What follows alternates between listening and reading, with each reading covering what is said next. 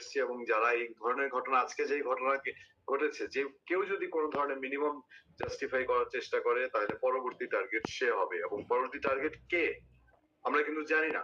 এই সাদিক কি একমাত্র টার্গেট নাকি হাদি কি একমাত্র টার্গেট নাকি আরো টার্গেট আছে? হতেই পারে এই সংখ্যা উড়িয়ে দেওয়া যায়। আপনি যেমন বলছেন এটা আমরা প্রত্যাশা করি না যে বাংলাদেশে দায়িত্বশীল কোনো মানুষ এই টার্গেটের সম্মুখীন হোক, কিন্তু এই টেনশন সবার মধ্যে আছে। এটা আমার ক্ষোভ, এটা আমার আক্রোশ।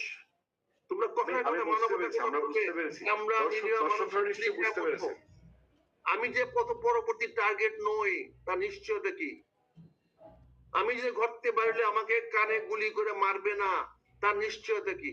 কালকে তো আমি রাজনীতি প্রোগ্রামে যাব, আমিও তো মিছিল মিটিং এ যাব, আমিও তো জনগণের কাছে যাব ভোট চাইতে। আমার জন্য না চাই, আমার সন্তানের জন্য চাইতে যাব, আমার দলের জন্য চাইতে যাব, বা কারো না কারো পক্ষে আমি ভোট চাইতে যাব। তাহলে আমার অবস্থা তাই হবে।